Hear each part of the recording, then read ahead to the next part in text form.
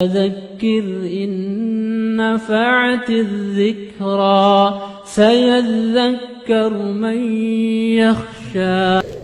Jikalau ada yang bertanya, ulang ini pertanyaannya apa bid'ah atau tidak ya? Hanya jikalau ada yang bertanya kepada kita, apa kira-kira hikmah Allah menurunkan muhkamat dan mutasyabihat, sementara Allah Ta'ala firmankan, wa anzalna ilaika dzikra litubayyana lin-nas ma nuzila ilaihim, dan yang ayat yang lain hadza bayanun lin-nas wa huda wa mau'izatul lil muttaqin.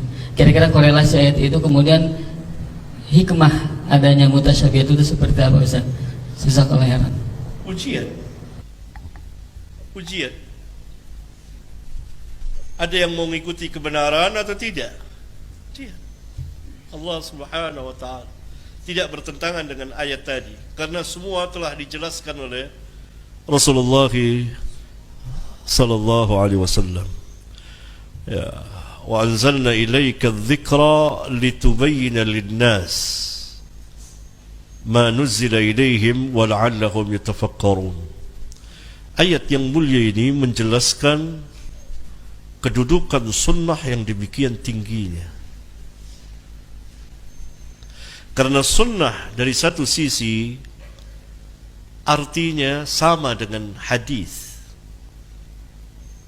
Setiap perkataan dan perbuatan dan takrir Nabi sallallahu alaihi wasallam dan segala yang berkaitan dengan Rasulullah sallallahu alaihi wasallam.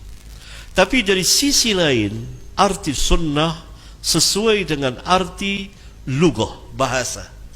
Arti sunnah dalam arti bahasa adalah at-tariqah, as-sirah, jalan atau perjalanan. Tetapi yang dimaksud perjalanan Nabi. Apa yang dimaksud dengan perjalanan Nabi, sirah Nabi? Apa yang dimaksud dengan tariqah Nabi sallallahu alaihi wasallam? Manhaj beliau. Manhaj ini kan artinya secara bahasa juga at-tariq. Tariq yang apa? Tariqul wadih, as-sahl, bayyin. Itu manhaj. Berarti sunnah dalam arti kedua ini lebih luas dari arti yang pertama. Sunnah dalam arti yang kedua ini menjadi lawan bagi bid'ah.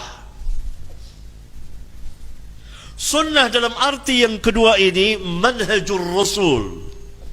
Dalam hal apa perjalanan beliau? Dalam menyampaikan Islam, mengajarkan Islam, mendakwahkan Islam, dan langsung beliau mengamalkan Islam bersama para sahabat yang mengikuti beliau ketika itu.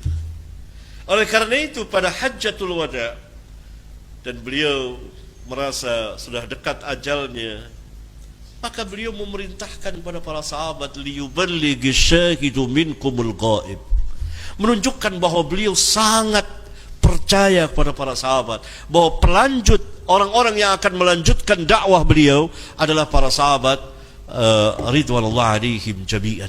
Demikian besarnya di ayat ini kedudukan sunnah. Litubayyina, maka Rasulullah berkedudukan sebagai mubayyin. Yang dijelaskan Al-Quran mubayyan, yang menjadi bayan itu sunnah. Tanpa sunnah kita tidak mungkin bisa mengerti Al-Quran.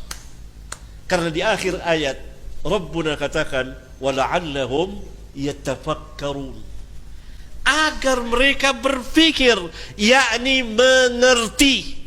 Tanpa sunnah tidak akan pernah mengerti orang. Jadi kedudukan sunnah ini besar sekali.